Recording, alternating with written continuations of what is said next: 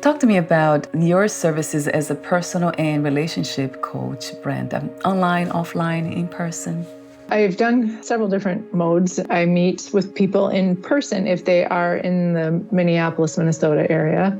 I've done many Skype, Zoom video calls with people all over the world. And then I've also done a lot of just traditional phone calls with clients. I would say most of my coaching is done one-on-one with someone, but I've also worked quite often with couples through relationship coaching. All of it's very rewarding, and I've learned many things just through the process of coaching, but I love helping others. I love helping them become more whole or feel more whole, maybe, become aware of their wholeness, help with confidence, self-esteem for the individual. And then I would say the majority of my time is spent working with people and their relationships and making those as secure and fulfilling as possible, helping people deal with conflict, helping them deal with growth. Often one partner's in a different growth tangent than the other one, and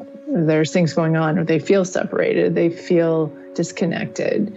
And I help them each feel more secure so that they are very open and willing to be vulnerable and have that intimacy and connection that they want. I specialize in working with people who are highly sensitive and their partners or family member or whatever. And honestly, quite often it's the more extroverted or the partner who's feeling a little more confident who will contact me. And then I work helping them understand their partner a little better, and the more sensitive partner. I love it. It's a fascinating, almost like a puzzle that I never get tired of doing, but it's very rewarding, especially when I see things working and people connecting and feeling more confident, more themselves, comfortable in their skin and in their relationship.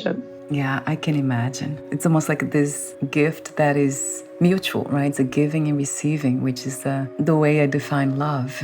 I am always kind of honored that people will share with me their struggles or, where they're having a hard time, and then being able to have the opportunity to help them work through those. That's pretty cool. It's pretty awesome to witness. And it very much sounds like, even listening to you, the way you talk, it's a beautiful thing. I like it. I enjoy it. And I'm thankful that I have technology and things so that I can connect with people anywhere, all over the world. And that's great. True. It helps a lot. Yeah. Talk to me for a moment about practice 6, calming each other's nervous systems, principles of responsiveness.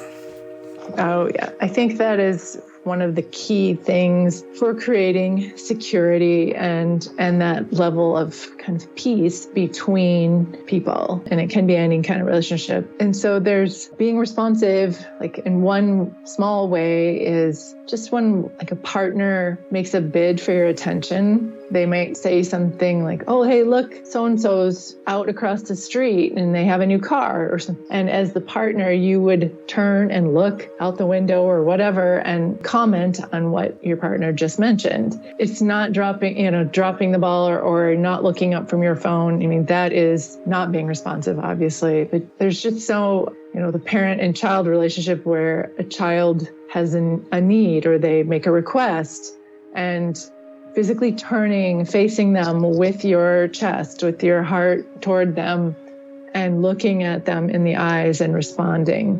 That kind of responsiveness, which is better and more effective if it's in person, is very calming to someone else's nervous system. Feeling like someone is looking at you, taking the time to truly listen and hear what you said and respond in a way that shows they have an understanding of what your message was. It's an amazing gift. Like I said, it really goes a long way to make someone calm down. That heart rate slows, the blood pressure goes down. There's even touch can help with that too. And that's why I say being in person is kind of the best way to be responsive. We can use FaceTime and texting and things, and those are all ways to respond. They're just not quite as peaceful or calming as someone being in person, and looking at each other's facial expressions, noticing even clearer someone's tone of voice and those kind of things. Those are other signs of responsiveness that really are richer in person.